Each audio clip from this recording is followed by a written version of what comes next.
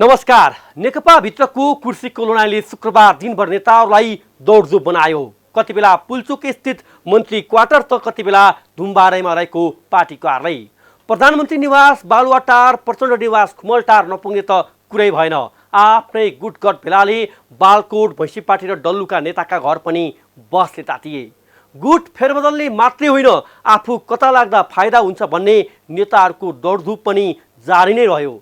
जनता कोरोनाको त्रासले साँझ र बिहानको छाक कसरी टार्ने भन्ने चिन्तामा रहँदा राजनीति वृत्तमा भने फेरि उही कुर्सीको लडाईँ सुरु भएको छ।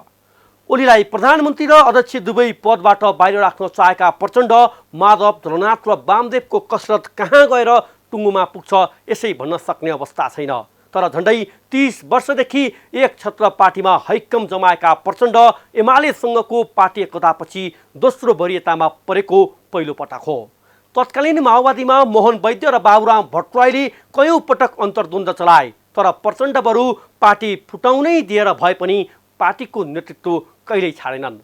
जनयुद्धका सारथीहरू छिन्न भिन्न भएपछि अन्ततः प्रचण्डले एमालेसँगै पार्टी एकता गरे, त्यो पनि 2.5 वर्षपछि आफू प्रधानमन्त्री बन्न। सार्वजनिक रूपमै आफै प्रचण्डले भनेका थिए, म चलायमान छु, स्थिर रहन सक्दिनँ। अनेकौं गोटी चाल्न माहिर प्रचण्डले यति बेला तत्कालीन एमालेका शीर्ष नेताहरूलाई आफ्नो पकडमा लिएका छन्। प्रधानमन्त्री ओलीमा देखिएको दम्ब र कुर्सीको अहमता र प्रचण्ड, माधव र झलनाथको गठजोडले नेपालमा फेरि अस्थिरता पैदा गरिदिएको छ। भोकै बस्ने जनताको पीर भन्दा पनि यति बेला कुर्सी कसरी जोगाउने र खोज्ने भन्ने लडाईँले सबैलाई चिन्तित बनाएको छ। गाउँमा छोटे राजाहरूको शासनले हैरान भएका जनता फेरि सत्ता परिवर्तनको खेलले 12 वर्ष कुकुरको पुच्छर ढुङ्ग्रीमा राख्यो जस्ताको तस्तै भन्ने उखान चरितार्थ गरिदिएको छ। ओलीले राजीनामा दिए पनि फेरि कुर्सीमा बस्न आउने उही प्रचण्ड नेपाल खनाल हुन्ने। उनीहरूको कार्यशैली, काम गराएको ढङ्ग मात्रै होइन, सत्तामा पुग्दा राम्रो चाहिँ के गरे, उनीहरूले गरेको उल्लेखनीय काम चाहिँ के, यति पटक उति पटक प्रधानमन्त्री भए भन्ने धाक लगाउनलाई, सिंहदरबारमा फोटो राख्नलाई जे गरे पनि जनताले हुन्छ हस् भनिदिनु पर्ने। रातको 12 बजे बालुवाटारमा युवाहरूलाई बोलाएर मेरो पक्षमा देशभर प्रदर्शन गर भनेर सरकारी ढुकुटीबाट चिया खुवाएर पठाउनेहरूले अब देशका लागि सोच्छन् भन्न गाह्रो परिसक्यो। सबैले सरकारी ढुकुटी रित्याउनु भएकै छ, आराम गर्नुहोस्, भिजन भएको काम गर्ने आँट भएका व्यक्तिलाई सरकारको नेतृत्व दिनुहोस्, आउनुहोस् सुरु गरौँ आम जनताले बेहोरेको समस्या, अभाव र सरकारी सेवा सुविधाको झन्झट समाधानको सारथी भन्ने कार्यक्रम जनताको झलास। म दीपक हरियाल।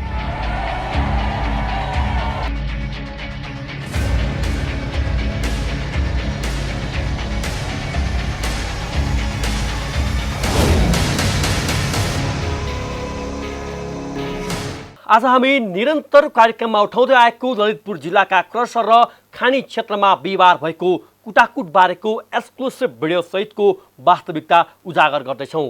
सरकारले कर असुलीका लागि बजार चलायमान गराउने गरी लकडाउन खुकुलो बनाए पनि सार्वजनिक सवारी साधन र ट्रान्सपोर्टका गाडी नचल्दा व्यवसायीले बेहोर्नु परेको समस्या बारेको स्थलगत रिपोर्ट, यातायात व्यवस्था सेवा कार्यालय सानो भर्याङमा गरिएको स्थलगत खबर अनुगमन र सार्वजनिक सवारी साधन नचल्दा देशभरका सर्वसाधारणले बेहोर्दै आएको शास्ति बारेको केही प्रतिनिधि जनगुनासोसहित उपस्थित भएका छौँ। तपाईसँग पनि कुनै समस्या र गुनासा छन् भने हामीलाई सम्पर्क गर्न सक्नुहुनेछ। तपाईँको गुनासोलाई हामी उच्च प्राथमिकता दिनेछौँ। अब पहिलो विषयको कुरा गरौँ। हामीले ललितपुर लगायत देशभरका खानी र क्रसर क्षेत्रलाई गैर कानुनी आर्थिक चलखेलको स्रोत बनाइएको र व्यवसाय समेत मापदण्ड अनुसार चल्न नसकेको बारे कार्यक्रममा निरन्तर खबरदारी गर्यौं। राज्यले क्रसर र खानी क्षेत्रलाई व्यवस्थित गरोस् अनि व्यवसायी राज्यको नीति नियम र मापदण्ड मान्न तयार हुन् भनिरहँदा क्रसर र खानी क्षेत्रमा अझै अवैध दोहन र कुटाकुट रोकिएर बिहिबार ललितपुरको देवीचौर क्षेत्रको खानी र क्रसरमा भएको कुटाकुटको वास्तविकता बारेको एक्सक्लुसिभ रिपोर्ट यो हेरौँ। खानी तथा क्रसर विकास, निर्माण तथा पूर्वाधार बनाउन नभई नहुने निर्माण सामग्री उत्पादन गर्ने थलो। तर देशका अधिकांश क्रसर र खानीमा वैध अवैधको लुकामारी चलिरहेको छ।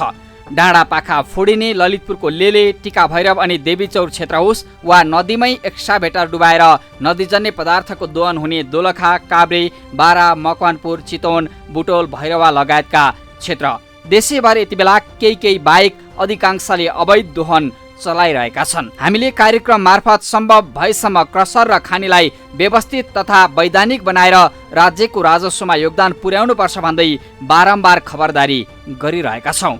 तर अहिलेसम्म पनि राज्य र व्यवसायी बीच बन्द गराउने, आर्थिक साँठगाँठमा खुलाउने लगायतका लुकामारी चलि नै रहेका छन्। आज हामी क्रसर सञ्चालनमा आवश्यक पर्ने ढुङ्गा गिटी उत्खनन गरिने खानी क्षेत्रमा कसरी काम हुन्छ भन्ने स्थलगत वास्तविकता देखाउँदैछौँ। ललितपुरको देवीचौर क्षेत्रमा भएको यो दोहन र वन सम्पदामा परेको असर बारेको यो दृश्य एकपटक हेर्नुहोस्।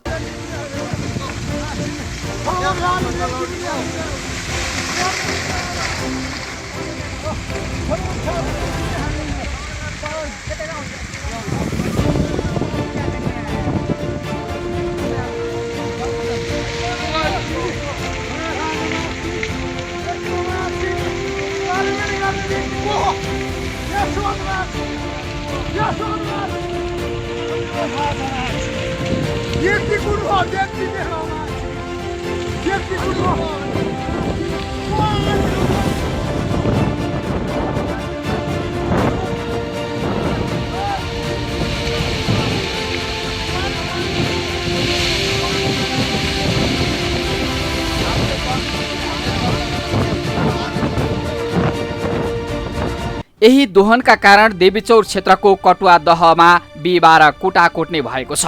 खानी तथा क्रसरमा समेत काम गर्ने गिद्धेभिर वन उपभोक्ता समितिका पदाधिकारी अनि अवैध दोहनमा संलग्न खानी सञ्चालक बीच भएको यो भिडन्त पनि एकपटक हेर्नुहोस्।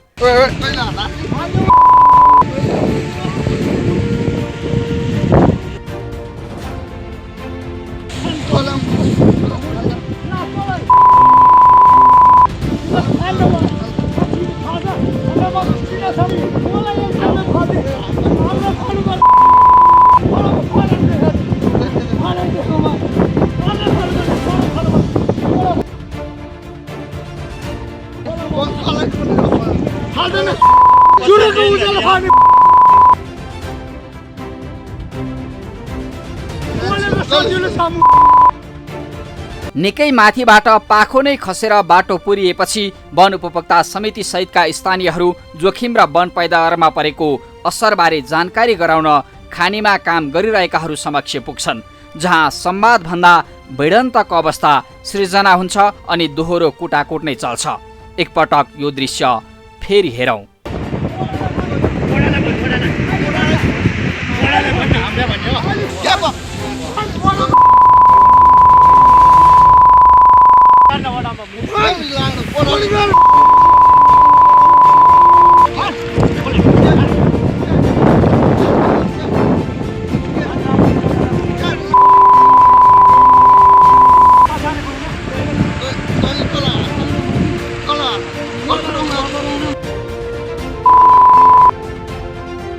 होला वन उपभोक्ता समिति र खानी सञ्चालक बीच कुनै कुरामा सहमति जुटेन होला।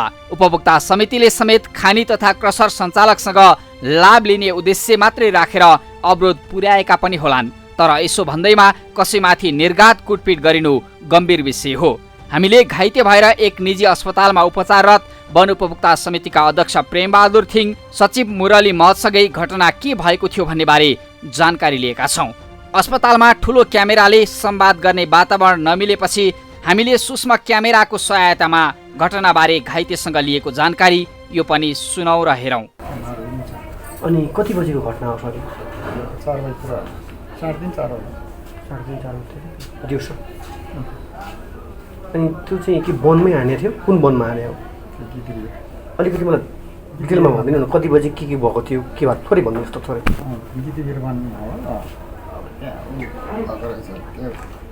पहिल्यै बाटो बढाइसकेको थियो, खनिसकेको थियो। त्यो बाटोमा मैले अब सम्झन अब माथि पेलेर खाँदैछन् भनेर अब अलि नै कत्रो पहिरो लागिरहेछ त्यहाँ खनेर क्या मुनि पोकेर अनि माथिबाट त्यो पहिरो लागिरहेछ। यसरी खानु भएन भनेर भन्ने गएको कि हामी त बजारले नै भन्न गएको हो। राम्रै राम्रै मिल्ने भन्ने गएको। अनि हामीले त एक्कासी अब खोलाउनु थालिदियो के भनेर हामीले त मलाई त पहिल्यै हात हालिहालेँ। अनि उहाँलाई पछि नेपाली अनि पछिको त्यतिकै अनि तपाईँहरूको यो चोटपटक लागेको घाइते भएको यही घटनाबाट हो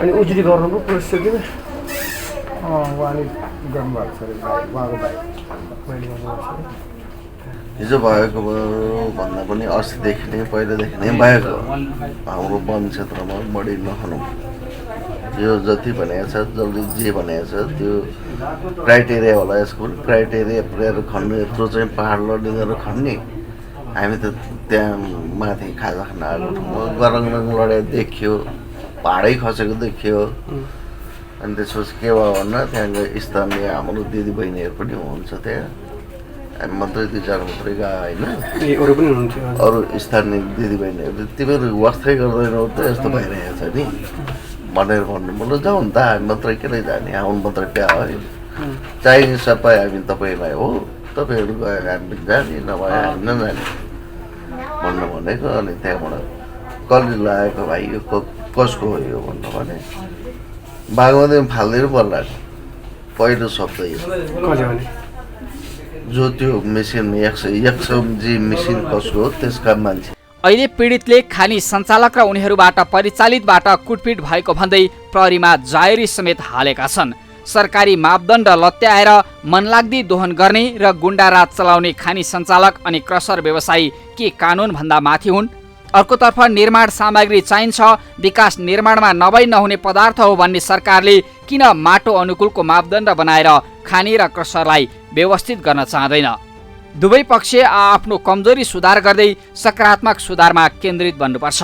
उपभोक्ता समिति समेत स्वार्थ बोकेर दुःख दिने नियतले प्रस्तुत हुनुहुन्न अनि खानी र क्रसर क्षेत्रमा चल्ने गुण्डाराज सधैँका लागि अन्त्य हुनुपर्छ।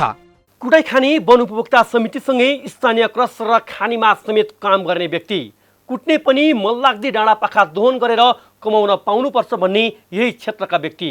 यो भिडन्त स्वार्थसँग जोडिएको भए पनि मैले जे जस्तो गर्दा पनि हुन्छ, आर्थिक लेनदेनमा जे पनि मिलाउन सकिन्छ भन्ने व्यवसायको दम्भ उजागर गरेको छ। विवाद जे जस्तो भए पनि घाइते हुने गरी कुटपिट गरिनु गम्भीर विषय हो। शक्ति र पहुँच बजार क्रसर र खानीमा अवैध लुट मचाउन पल्केकाहरू सच्याउन बस हाम्रो चाहना यति। अब दोस्रो विषयको कुरा गरौँ। सरकारले लकडाउन खुकुलो गरेर असारदेखि नै विभिन्न पेसा व्यवसाय सञ्चालन गर्न निर्देशन दियो, तर सार्वजनिक सवारी साधन नचल्दा खुलेका पसलहरू उपभोक्ता कुरेर दिन कोटाउनु पर्ने अवस्थामा छन्। सरकारलाई कर तिर्नुपर्ने, बैङ्कमा ऋणको किस्ता र ब्याज, घरधनीलाई भाडा, आखिर व्यवसायहरू लकडाउन खुकुलो भए पनि मारमा परि नै रहेका छन्। काठमाडौँको न्यू रोड क्षेत्रमा पुगेर हामीले सङ्कलन गरेर व्यापार व्यवसायको स्थलगत वास्तविकता बारेको यो रिपोर्ट अबका क्रममा। हामी यति बेला यो न्यू रोड क्षेत्रको होलसेल बजार जुन यहाँबाट देशैभर काठमाडौँ उपत्यका लगायत देशैभरका लागि विभिन्न सामग्रीहरू जाने गर्छ। यो होलसेल बजार हो, विशेष गरी यो कपडा को होलसेल बजारको क्षेत्रमा छौँ र यहाँका व्यवसायी असार 1 गतेबाट व्यवसाय खोल्ने निर्णय गरेसँगै करिब 1 हप्ताको बिचमा व्यवसायी, सरकार र प्रहरी प्रशासन बीच धरपकड चलिरह्यो र बिचमा सरकारले एक खालको समझदारी गर्दै जुन व्यापार व्यवसायलाई केही खुकुलो बनाएसँगै यति बेला यहाँ के छ, चहलपहल, आम उपभोक्ताको चहलपहल के छ, बजारको अवस्था के छ, बजारहरू खुलेका छन् कि छैनन्, उपभोक्ताको आवत कतिको छ, आज हामी त्यसको वास्तविकता खोज्दैछौँ। सबैभन्दा पहिला यो न्यू रोड क्षेत्रमा रहेका बजारहरूको अवस्था एकपटक हेर्नुहोस्।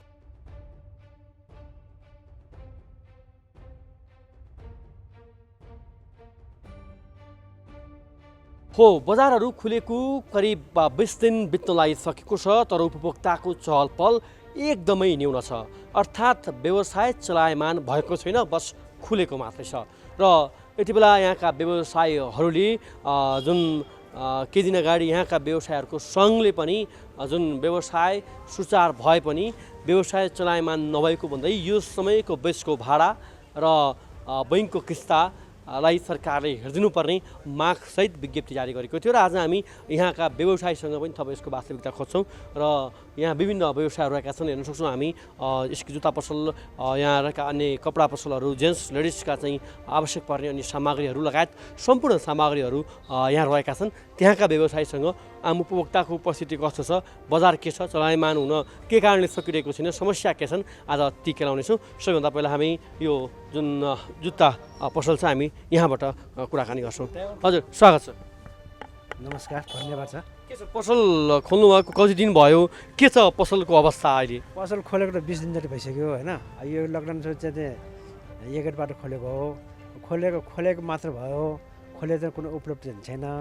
लकडाउन यहाँ शान्तिपूर्वक खोल्यो, तर सार्वजनिक यातायात नखोलेको कारणले गर्दाखेरि बाहिरबाट आगन्तुकको व्यापारीको आउने जाने क्रम बन्द भएछ, चलेको छैन। त्यसले चाहिँ व्यापार खोल्ने मात्र हो, खोलेर कुनै उपलब्धि चाहिँ छैन। भनेको अहिले व्यवसाय बस खुल्ला छ, कारोबार छैन। कारोबार कति पनि छैन, शून्य नै छ। समस्या के हो तपाईँहरूको व्यवसायहरूको? जस्तै केही दिन अगाडि विज्ञप्ति पनि निकालेर भाडा छुट र बैङ्कको किस्ताहरूका लगायतका विषयमा र विशेष गरी भाडा छुटका विषयमा तपाईँहरूले अपिल गर्नुभएको थियो। समस्या त धेरै छ नि त होइन। अब सबैतिरबाट आक्रमक व्यापार नै हुन्छ होइन। राज्य स्तरबाट होस्, चाहे उपभोक्ताबाट होस्, चाहे अन्यत्रबाट होस्, आक्रमकको स्थानमा व्यापार नै हो। अब घरबाट आफ्नो ठाउँमा छ, ब्याङ्क ब्याज आफ्नो ठाउँमा छ, यता व्यापारको सामान नआउनु अर्को ठाउँमा छ। अब बाहिरबाट व्यापार नआउनु अर्को समस्या छ। हामी त खालि कुरेर बस्ने मात्र हो। तपाईँ यो के जुत्ताको चाहिँ होलसेलर? जुत्ताको होलसेलर, नेपाली जुत्ताको होलसेलर हो। अहिले नेपाली जुत्ताको होलसेलर अहिले के छ? जुत्ताको माग बजारमा के छ? केही चलपलै छैन, अघि भन्दा चलपलै छैन, शून्य नै छ। तपाईँको पसल के को पसल? मेरो रेडिमेड कपडाको पसल हो। हजुर हजुर। के छ सर अहिले व्यापार खोलेको आज 20 दिन हुन लागिसक्यो होइन। एक गतेबाट तपाईँहरूले खोल्नुभयो, एक हप्ता धरपकड जस्तो पनि भयो प्रहरीसँग। अहिले के छ अवस्था, यो कारोबारको अवस्था, चलायमान के छ व्यवसाय नगर्ने मात्रामा मात्रै हामी लगभग 78 दिन जस्तो चाहिँ हामी बन्दमै रह्यौँ। बन्द पश्चात हामी व्यापार व्यवसाय सञ्चालन हुन्छ भनेर हामी निरोध क्षेत्रमा प्रवेश त गऱ्यौँ, तर सोचेको जस्तो वातावरणहरू भइदिएनन्। त्यसको दुर्घटना चाहिँ के भइदियो त्यसमा भन्नुहुन्छ भने हामीले पसल त खोल्यौँ, तर घरबेटीको भाडा लगायत विभिन्न कुराहरूको चाहिँ झन् हामीलाई प्रेसर पर्दै गयो। ब्याङ्क ब्याजदेखि लिएर हरेक कुराहरूमा हामी थिचोमिचोमै परेका छौँ। त्यो कारणले गर्दाखेरि कुनै पनि दिन ब्याङ्कले फोन गर्छ, ब्याज जम्मा गर्न आऊ भन्छ। हामीले पसल खोलेकै छेडमा घरबेटीहरू आउनुहुन्छ, 3 महिनादेखिको भाडाहरू तपाईँहरूले तिर्नुपर्ने भाडाहरू तिर्नु भएको छैन। त्यो कारणले गर्दा यथाशीघ्र तपाईँहरूले भाडा तिर्दिनुहोस् भन्नुहुन्छ। अब अगाडि पनि सुनिएकै कुरा हो, नियम पूर्वक चाहिँ 50,000 भन्दा माथि खातामा घरमा राख्न पाइँदैन नगद भनियो।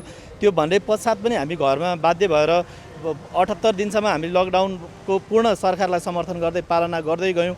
तर व्यवसायीहरूलाई राहत दिनुपर्ने ठाउँमा व्यवसायीहरूको समस्या नसुनिदिएको राज्यले हो कि जस्तो अनुभूति हुन्छ हामीहरूलाई। जस्तो पनि एउटा दृश्य म देखाउन आग्रह गर्छु। जुन भरिया दाइहरू हुनुहुन्छ, भारी बोक्ने चाहिँ जो यहाँका चाहिँ यो होलसेलका व्यापारीहरूका सामग्री बोकेर दैनिक गुजारा चलाउँदै आएका एकदम निम्न वर्गीय जो चाहिँ मजदुर हुनुहुन्छ, उहाँहरूलाई पनि केही राहत भएको छ। उहाँहरूको पनि दैनिक रोजीरोटी गुमिसकेको थियो र करिब 1 गतेपछि अलिकति व्यापार व्यवसाय खुला भएसँगै जुन भरिया बोक्ने चाहिँ श्रमिकहरूका लागि पनि केही राहत भएको छ। जस्तै अब अहिले चाहिँ के छ व्यापार व्यवसाय, यहाँबाट हामी कतिवटा जिल्लामा सामग्रीहरू हुन त यहाँबाट देशैभर भनिन्छ होइन। अब कहाँ कहाँ पुग्छ, कति के छ अवस्था, चलायमान किन हुन सकिरहेको छैन बजारमा, सेवाग्राहीको या उपभोक्ताको आवत जावत के छ सर?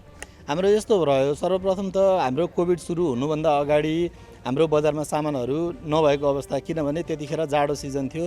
त्यो जाडो पश्चात गर्मीमा बाहिरबाट विदेशबाट आयात गरिने सामानहरू भित्रिएको अवस्थाहरू थिएन। त्यतिखेर हाम्रो सामानहरू चाइना लकडाउन भएको कारणले गर्दा चाइनामा अड्केको अवस्था थियो। त्योभन्दा पछाडि हाम्रो नेपालमा कोरोना जब सङ्क्रमण भनेर हामीले लकडाउन गऱ्यौँ र लकडाउनको अवस्थामा गर्मीको सामानहरू भित्राउन नसकेको अवस्थाले गर्दाखेरि पनि हामीले एक त व्यवसाय सञ्चालनमा अगाडि बढ्न सकेको अवस्थाहरू छैनन्। जुन सामानहरू पुराना स्टक सामानहरू थियो अलिअलि सामान्य मात्रामा हामीले नबेचेकाहरू अलिअलि बेच्यौँ। के अर्थमा बेच्यौँ भनेदेखि एकदमै मान्छेले खोजे जस्तो सामान नभएको कारणले गर्दा पनि हाम्रो व्यवसायलाई उल्लेख्य मात्रामा अगाडि भाडा छुट दिनु पर्यो भन्ने माग तपाईँहरूको? हजुर हजुर होइन हजुर, हाम्रो एकदमै भाडा छुट व्यवसाय चलेन, भाडा छुट दिनु पर्यो सरकारले। सरकारले छुट दिनु पऱ्यो, किनभने हामी त अब बाँच्ने आधार छैन, सरकारले हामीलाई बचाउनै पर्छ। कुनै न कुनै राहत प्याकेज हामी मध्यमवर्गीय निम्नवर्गीय व्यवसायीहरूलाई लिएर आउनु एकदम जरुरी छ। त्यो जबसम्म आएन तबसम्म व्यवसायीहरू सबल भएर अगाडि बढ्न सक्ने अवस्थाहरू व्यवसायीहरूको छैन। केही आवाज दिन्छु म दर्शकबिन र यो न्यू रोड क्षेत्रको पसलको दृश्य पनि म तपाईँलाई देखाउँछु र हेर्न सक्छौँ निकै भिडभाड हुने क्षेत्र, निकै चहलपहल हुने क्षेत्र, एकदमै अस्तव्यस्त हुने यो क्षेत्र र यो जुन एकजना यो महिलाका चाहिँ आवश्यक परिरहनु भएको यो व्यवसायसँग पनि म थोरै यहाँका व्यवसायसँग थोरै कुराकानी गर्छु। हजुर तपाईँ हो यहाँको के छ अवस्था अहिले व्यवसायको? अवस्था त हजुर एकदम नाजुकै छ, बोनी हुँदैन, खोल्ने मात्रै हो। खोल्ने मात्रै हो, बोनी हुँदैन। के कारणले जस्तो लागिरहेको छ तपाईँहरूलाई? चाहिँ 20 दिन भइसकेको छ खोलेको, किन यो चलायमान हुन सकिरहेको छैन व्यवसाय अझै? अब चलायमान त अब कस्टमर आउनु पऱ्यो नि, त्यही त अब सार्वजनिक बस चल्दैन। यति बेला करिब यो पसल खोलेको 20 दिन चाहिँ बित्न लागिसकेको छ, तर अवस्था शून्य छ। अर्थात् सेवाग्राही या उपभोक्ता नआउँदाखेरि व्यवसायहरू बिहान खोल्ने र बेलुकासम्म खुल्ला गरेर बस्ने बाहेकको विकल्प छैन। हुन त फेरि कोभिड-19 छ, जारी छ, अझै पनि सङ्क्रमणको दर छ, अझै पनि अर्थतन्त्र चलायमान हुने क्रममा छ। त्यस कारणले अहिले नै बजार भिडभाड हुनुपर्छ भन्ने हाम्रो भनाइ होइन। यद्यपि व्यापार व्यवसायलाई जुन हिसाबले एउटा गतिशील बनाऊ भन्ने उद्देश्य व्यापारीले राखेका थिए, त्यो अनुसारको चाहिँ केही गति लिन नसक्दाखेरि चाहिँ व्यापारीहरूमा निराशा छाएको छ। अब तपाईँहरूले पसल खोल्नुभयो, 1 गतेबाट लामै लडाइँ भयो, विवाद भयो होइन? अब आज 20 दिन बित्न लागेको छ, के छ अवस्था सर? अवस्था एकदमै नाजुक छ। अहिले दोकानको सटर मात्रै खुलेको हो, ताल्चा मात्रै खुलेको हो, व्यापार व्यवसाय खुलिया छैन, गाडी खुलिया छैन, सार्वजनिक सवारी साधन खुलिया छैन। बजार यो तपाईँले देख्नु भएको छ नि, यो सटरहरू, यो सटरको ताल्चा मात्रै खुलेको हो, बजारमा व्यापार खुलेको छैन। अहिले यहाँ चिया खाने पैसा पनि उठ्न गाह्रो छ अहिले। किन यस्तो अवस्था सिर्जना भयो? खास अब जस्तै अहिले सार्वजनिक यातायात पनि खुलेको छैन यो अवस्थामा होइन? अब बजार त चलायमान गर्नुको लागि तपाईँहरूले खोल्नुभयो प्रशासनसँग लडेरै भए पनि, अब के कारणले उपभोक्ता आउन नसकेको? अब कोरोनाकै जोखिम हो, हुन फेरि कोरोनाको जोखिम उच्च छ अहिले पनि होइन? के लाग्छ तपाईँलाई? होइन, यहाँ कोरोनाको जोखिम भन्दा नि कोरोना रोक्छौँ भन्दा नि यहाँ भोक्छौँ डर भयो। हामी 2 महिनासम्म घरमा बस्यौँ आनन्दले, सरकारले केही राहत दिला कि हामीलाई के गर्ला कि भनेर हामी आनन्दले बस्यौँ। तर सरकारले कहीँ कतैबाट पनि राहत दिने त के सरकारले कहाँनै सुनेन। हामीले विभिन्न चाहिँ घर भाडाको माग गऱ्यौँ, सहकारी वित्तीय संस्थाको ब्याजको छुटको कुरा राख्यौँ होइन? तर सरकारले कतैबाट पनि सुन्नेका नलाएपछि अब हाम्रो त घरमा चामल तेल पनि तरकारी खाने पैसा पनि सिद्धिन लाग्यो। भनेको अब कोरोना लाएर बरु मरौँ तर भोग्ने नमरौँ भन्ने सोच। कोरोनासँग डर छैन यहाँ कसैलाई पनि। अब हेर्नुहोस्, हामी यहाँ भोकसँग डर भयो हामीलाई, कोरोनासँग त अब यो कोरोनासँग जम्मा 29 जना मऱ्यो, 15,000ले आत्महत्या गरिसक्यो। अब यहाँ हेर्नुहोस् न अवस्था। पक्कै पनि दर्शकबिन, आज म न्यू रोड क्षेत्रमा उपस्थित छु र न्यू रोड क्षेत्रबाट तपाईँलाई स्थलगत रूपमा यहाँको पछिल्लो व्यापार व्यवसायको अवस्था कस्तो छ त्यसको स्थलगत वस्तुस्थिति केलाउने प्रयास गरिरहेको छु। अर्थात् व्यवसायीहरूले पसल 1 गतेबाट सञ्चालन गरे, त्यसपछि आज करिब 20 दिन बित्न लाग्दाखेरि व्यापारीहरूको अवस्था कस्तो छ, व्यवसायको अवस्था कस्तो छ, आम उपभोक्ताको उपस्थिति बजारमा कस्तो छ, त्यसको वास्तविकता केलाउने प्रयास गरिरहेका छौँ। र यति बेला म न्यू रोड क्षेत्रका विभिन्न क्षेत्रमा पुग्दै स्थलगत रूपमा व्यवसायीको आवाज जोड्दै यति बेला यो फसीकेप भन्ने स्थानमा छु र जहाँ हेर्न सक्छौँ एकपटक यहाँको दृश्य पनि म देखाउन आग्रह गर्छु। बजार खुले पनि मान्छे आउन सक्ने अवस्था छैन, नाका ठप्प छ, गाडी प्लेन सबै बन्द छ। हामी पसल खोलेर मात्रै बसेका छौँ, तर व्यापार भने छैन, कस्टमरहरू आएको छैनन्।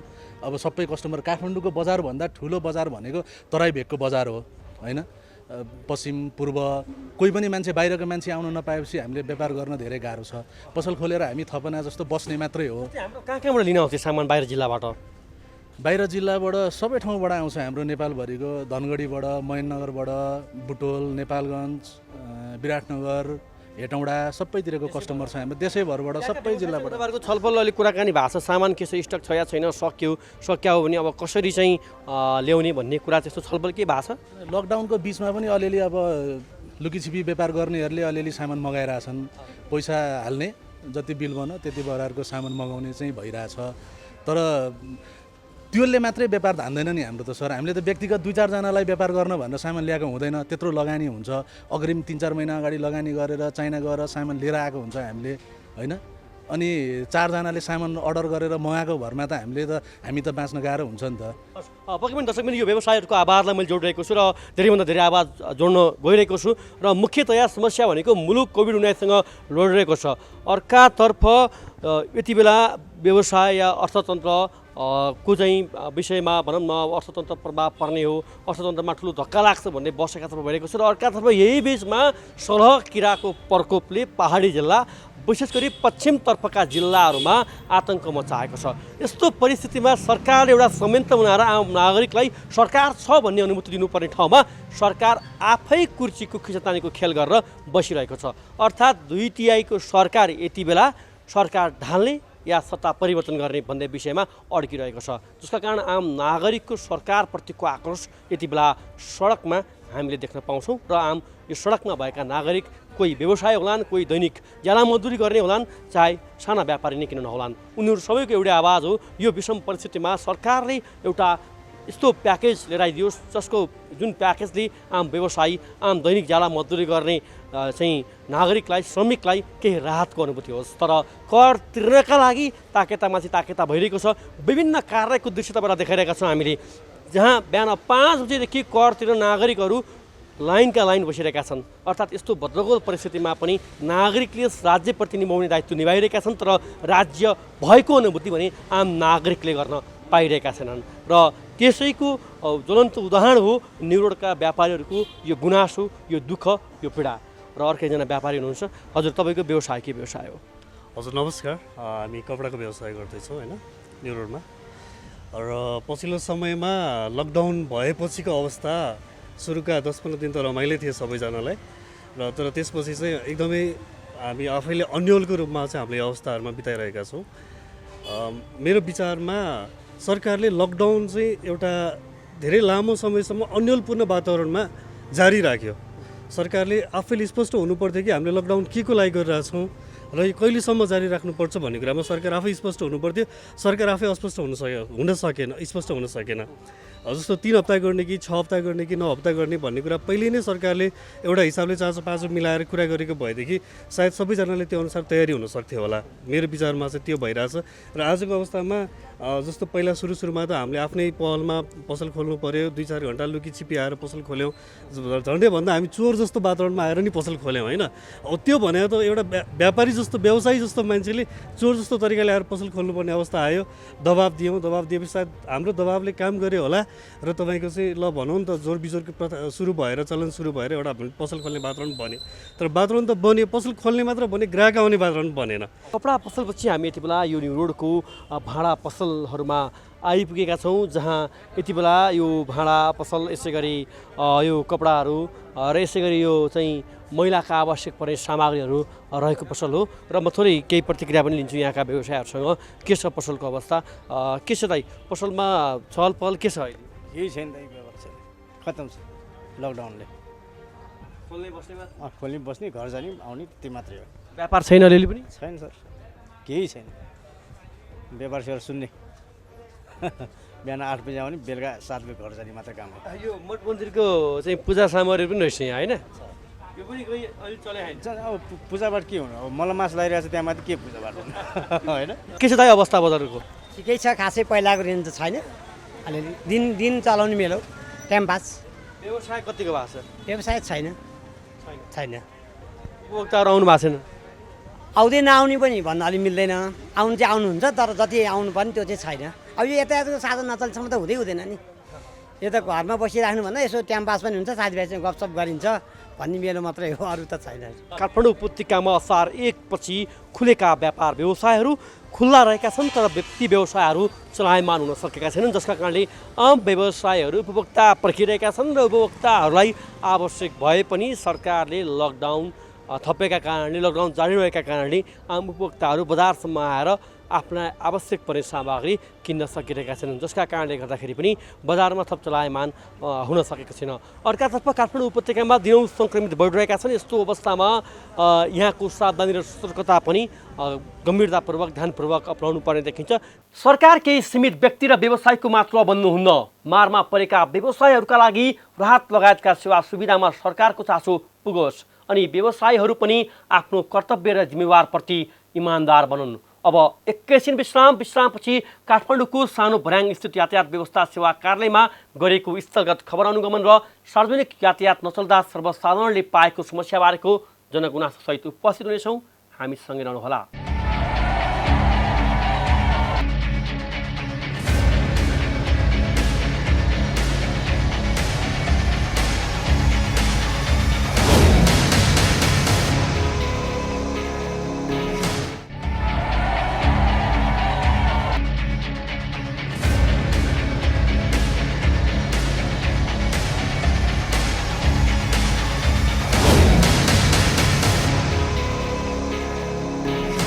विश्रामपछि स्वागत छ। तपाईँ हेर्दै हुनुहुन्छ कार्यक्रम जनताको इजलास। कोरोनाको त्रास थप बढ्दैछ।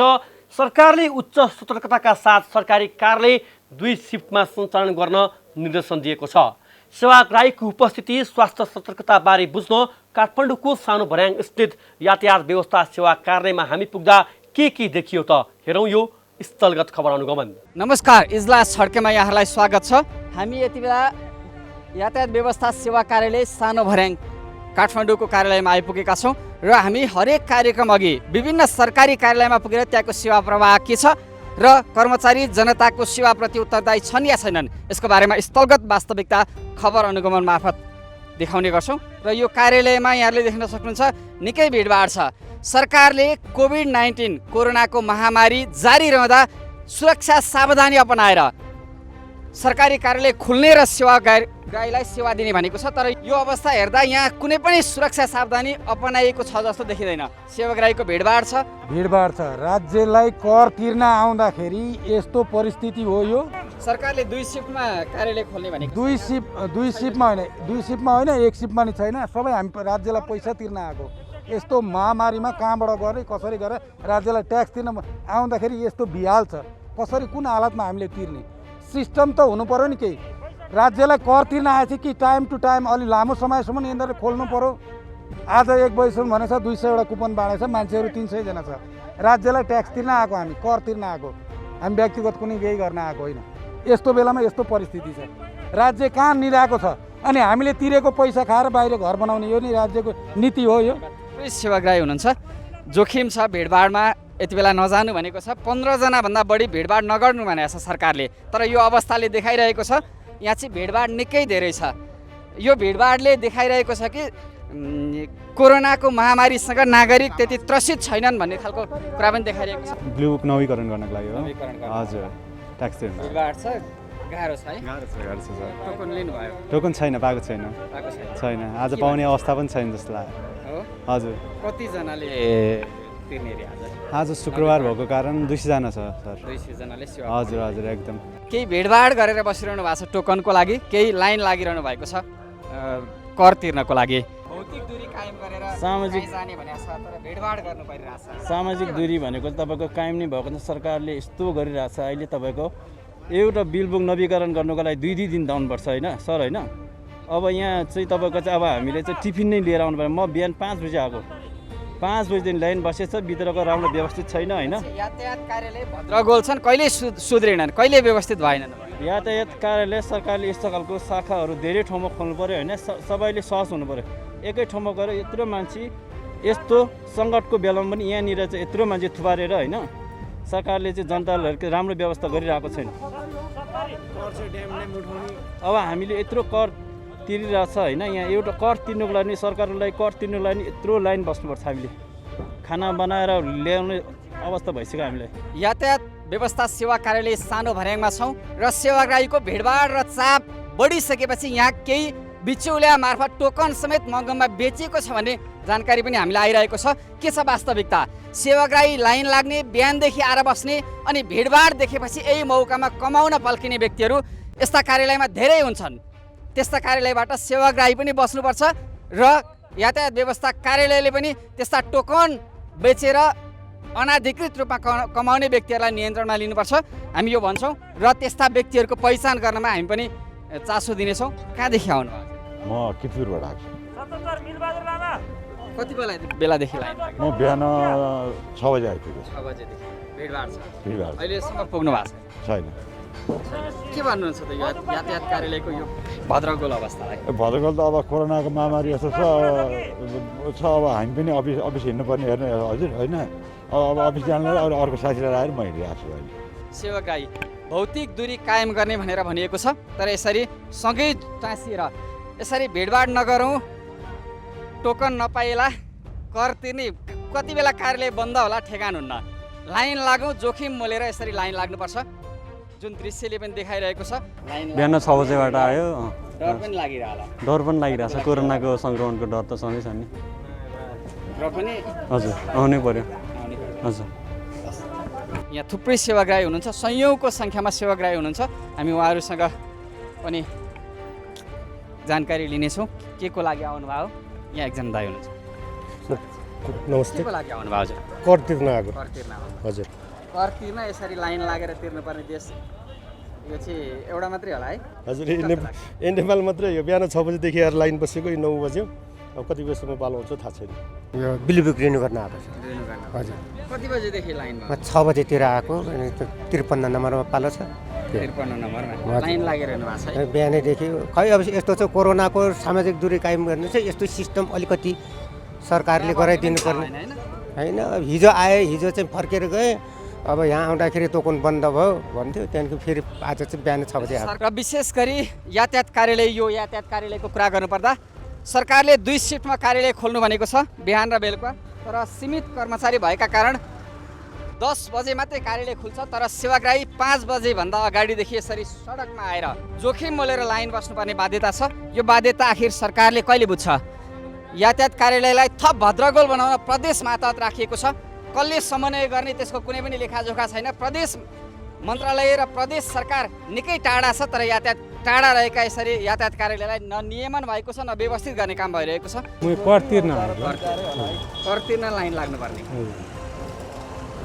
कस्तो गाह्रो है? गाह्रो छ सर। के गर्नु, यस्तो अब बेलैमा आयो है, के गर्नु, अब सरकारको पनि लापरवाही हो कि टोकन लिन लाइनमा बस्दैछ। म 6:30 बजे। अब पाइँदैन, के गर्नु। हिजो म यहाँ आएको थिएँ, तपाईँको लाइन नबस्ने भए चाहिँ यिनीहरूले भित्रबाट मिलाएर बेच्दो रहेछ कुपन। मलाई 500 रुपियाँ दिनुहोस्, तपाईँको काम हुन्छ, तपाईँ लाइन बस्नु पर्दैन भनेर भनेको थियो हिजो मलाई। अनि मैले चाहिँ त्यो बिचमा बेचिरहेछन्। यहाँ 200वटा मात्रै बाँड्ने, अनि बिचबाट चाहिँ अरू 200वटा उनीहरूले पैसा लिएर त्यसरी बेच्दा रहेछ यहाँनिर। हिजो मलाई त्यसो भनेको थियो, अनि मैले चाहिँ त्यो कुरा मानिनँ, अनि म चाहिँ आज लाइन बसेँ। मालपोत कार्यालय र यातायात व्यवस्था कार्यालयहरू बिचौलियाको चलखेल हुने र सरकारी काम गर्दा पैसा खर्चिनु पर्ने, अर्को पाटोबाट पैसा खर्चिनु पर्ने कार्यालयका रूपमा निकै लामो समयदेखि परिचित छन्। त्यो संस्कारबाट अगाडि बढेका कर्मचारी, गैर कानुनी आर्थिक लेनदेनमा लिप्त भएका कर्मचारी अझै सुध्रिएका छैनन्। सरकारले व्यवस्थित गर्ने भनेको छ, नियमन गर्ने भनेको छ, बेला बेलामा अख्तियारको आँखा लाग्छ, तर बिचौलिया पालेर उनीहरू मार्फत आर्थिक असुली गर्ने संस्कार भने अझै मालपोत र यातायात व्यवस्था कार्यालयमा बसेको छैन। यतातर्फ सरकार अलिक कठोर र गम्भीर बन्ने हो कि? हजुर, मेरो चाहिँ टोकन नम्बर 108। 108 हजुर। अब कर तिर्न जान लाग्ला। हजुर लाइन लाग्यो। हजुर। यसपछि नै अझ कति टाइम लाग्ने हो थाहा छैन है। कति बजेसम्म तिर्नु होला जस्तो लाग्छ? यो चाहिँ आज फ्राइडे भएर चाहिँ फ्राइडेको कोटा चाहिँ 200 रहेछ। त्यो हिसाबमा हिजो आएको थिएँ म, हिजो आउँदाखेरि यतिकै फर्केर जानु पर्यो। यो बैंकिङ प्रणाली मार्फत सेवा प्रवाह गरिदिएको भए त सजिलो हुन्थ्यो होला। राम्रो हुन्थ्यो नि, खाता राखिदिनु चाहिँ गाडी नम्बर राखेर व्यवस्था गर्दै भए हुन्थ्यो। यो सबैले खाने च्यानल मिलाउने हुनाले यहाँ पनि दलालको व्यवस्थाको लागि यो गरे। भनेपछि खातामा बैंकिङ प्रणालीबाट आयो भने दायाँ बायाँ गर्न पाइएन, यहाँ चाहिँ टोकन बेच्न पाइयो, छिटो गरिदिन्छु भन्ने नाममा हरेक बहानामा खान पाइयो भन्ने हो। के भ्रष्टाचार गर्ने, यो तलदेखि माथिसम्म चाहिँ तपाईँ भ्रष्टाचार गर्ने भएर यस्तो बिग्रिहाल यो जनताले दुःख पाएका हुन्। यहाँ 4 दिन 10 दिन आएका मान्छेले पनि अहिले टोकन लिएको छैन। टोकनको नाम अघि लेखिसक्यो 5 बजे, कसैले 5 जना लेखे, कसैले 10 जना लेखे, भएका लेखे नभएका लेखे, त्यो टोकन लगे अनि बेच्ने 500,000मा बेच्ने भन्ने कुरा हामीले सुनेका छौँ। अब वास्तविक कुरा चाहिँ के हो? अब यस्तो भयो, हामी अस्ति आएँ होइन, 12 बजेतिर आएँ, कर तिर्नको लागि कर तिर्न पाएन। के को लागि त कर तिर्न पाएन भनेर टोकन छैन है। अहिले चाहिँ हेर्नुहोस्, टोकन बाँड्नको लाइन यत्रो छ, बिच बाटोमा को छिर्छ भन्ने थाहा छैन हेर्नुहोस्। अनि त्यसको लागि हामी कर तिर्नको लागि आयो यहाँ, अब करै नतिर्नु पऱ्यो भने फेरि जुर्माना तिर्नुपर्छ। हेर्नुहोस् है, अब यो सरकारले के लकडाउन गरेर के फाइदा हामीलाई दिएछ, त्यो व्यवस्थित तरिकाले मिलाउनु पऱ्यो। अनलाइन सिस्टम स्टार्ट गर्नु पऱ्यो।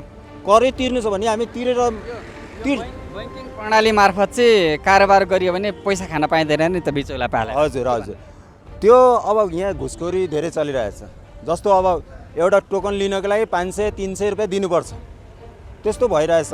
यसको लागि हामी एकदम नराम्रो भइरहेछ क्या यो देश विरोधी। अब यसको लागि कारवाही गर्नु। कर्मचारीले चाहिँ टोकन बेच्ने बिचौलिया पालेर पैसा कमाइरहेछन्। त्यस्तै हो, यहाँ त्यस्तै भइरहेछ। अब गर्ने के तपाईँहरू उपाय निकाल्नु। अब जसरी आम नागरिकलाई आह्वान गरिरहेको छ, तर अवस्था यस्तो छ, न यहाँ कुनै पनि सरकारी निकायका अधिकारीहरूको उपस्थिति छ, न उनीहरूले नियमन गरेका छन्। स्वास्थ्य मन्त्रालय कोठामा बसेर योजना बनाइरहेको छ कोरोना महामारी रोक्ने बारेमा।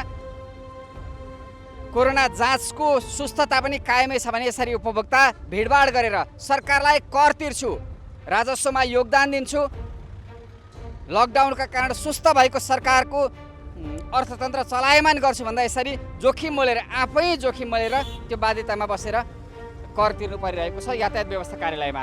तर लाइन बस्दैमा जस्तै टोकनको लागि यति लाइन छ भनेपछि त हाम्रो जस्तै अब दिनभरिको समय त हाम्रो व्यर्थ जाने भयो नि त।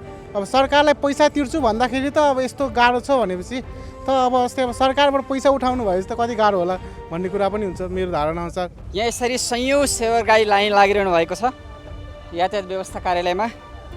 9:16 गइसकेको छ, तर कति बेला यो कार्यालय खुल्ने निश्चित छैन। यसरी नाम टिपिएको छ, हामी यहाँ यो फाइल देख्न सक्छौँ।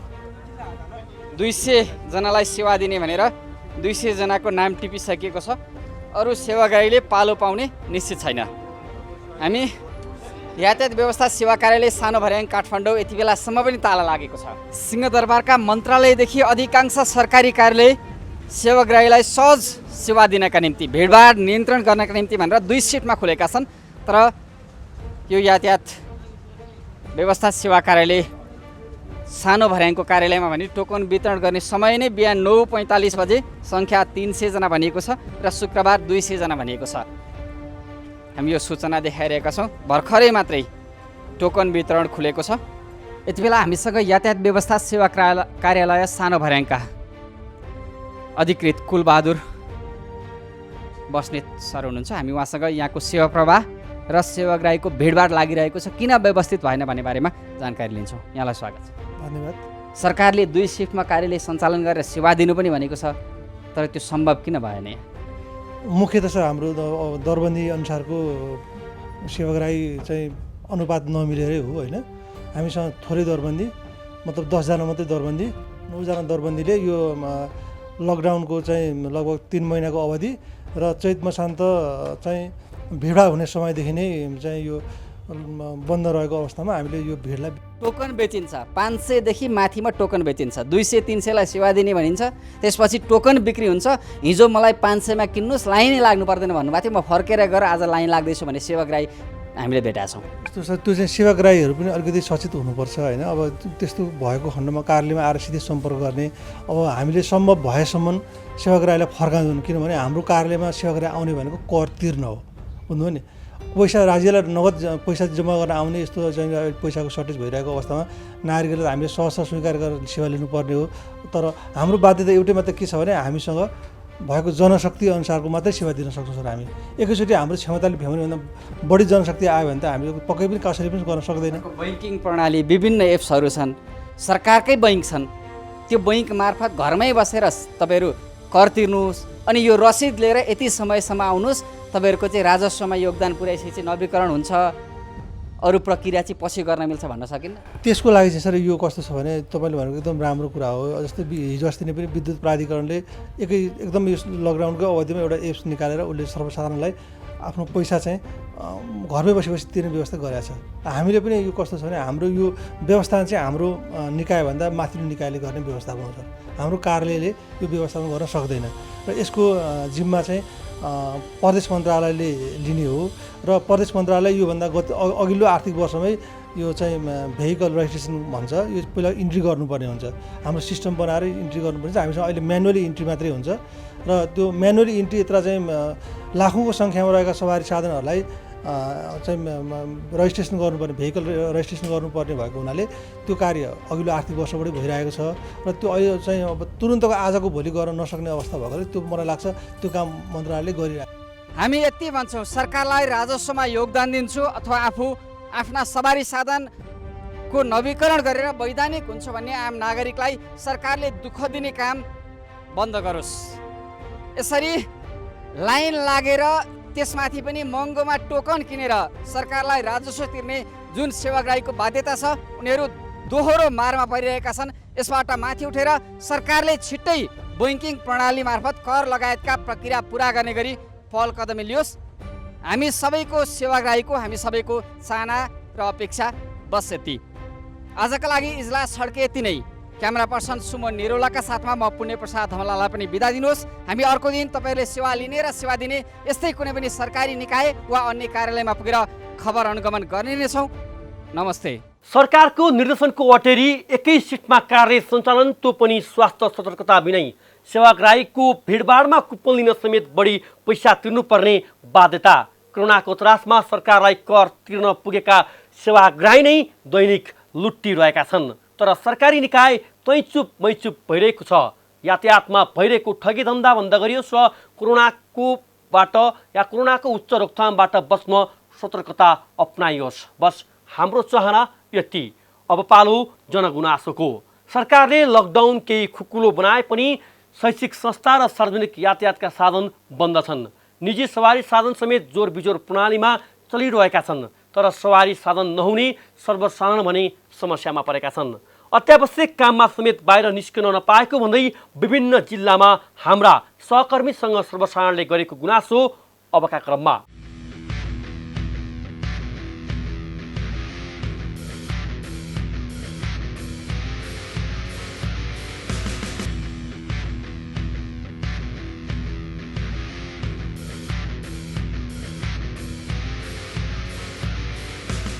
फाइनेन्सको ओभरड्यू बाँकी छ, तपाईँको फाइनेन्सको ओभरड्यू क्लियर गरेर गाडी लानु होला, हाम्रो यहाँ ब्लकमा छ सिस्टममा भनेर खबर गरेपछि उहाँले गाडी छोडेर जानुभयो। अनि त्यस पछाडि त्यो घटना सुन्नमा आयो। हामीलाई जानकारी भएको त्यही हो। अब किनभने फाइनेन्स गरेको थियो, किस्ता बाँकी थियो भनेर गाडी ब्लक भएको भन्ने केस थियो होइन। अब बाद बाँकी उहाँको त अब निजी कुरो के थियो। यो लकडाउनभित्रको किस्तामा यसरी चाहिँ झन्झट दिएर यसरी चाहिँ यो अवस्थामा सबै मिलेर व्यवसाय चलाउनु पर्ने बेलामा, किनभने यो त साझेदारीमा चलेको छ व्यवसाय, त एकलौटी उहाँहरूको मात्रै पनि होइन, किनभने हामीले पनि लगानी गरेको छौँ। हामीले पनि चाहिँ के अरे तपाईँको पहिले डाउन पेमेन्ट गराएको हुन्छ, क्यास पैसा दिएको हुन्छ, हामीले किस्ता बुझाइराखेको हुन्छ। यो साझेदारीमा चलेको व्यवसायलाई यो अवस्थामा यसरी जबरजस्ती तरिकाले चाहिँ उठाउने माग्ने गर्नुभयो भने अरू बढी चाहिँ यहाँ ठुलो हङ्गामा हुने, ठुलो आन्दोलन हुने पनि अवस्था छ। गाडी थन्काएपछि त्यो गाडी थन्किँदै लकडाउन बढ्दै बढ्दै गएपछि त्यो गाडी ग्यारेजबाट निक्लिने स्थिति छैन। हाम्रो माग भनेको त अघि उहाँले भने जस्तै गाडी चाहिँ बाटा नराखेर हाम्रो सुन्नेवाला त केही थिएन, सुन्दैन कसैले पनि। अब गाडी ग्यारेजबाट ल्याउनलाई 2 लाख रुपियाँ खर्च छ, बाटोमा ल्याउनलाई भने चाहिँ त्यो 2 लाख रुपियाँ पनि खर्च गर्ने हाम्रो स्थितिमा छैन।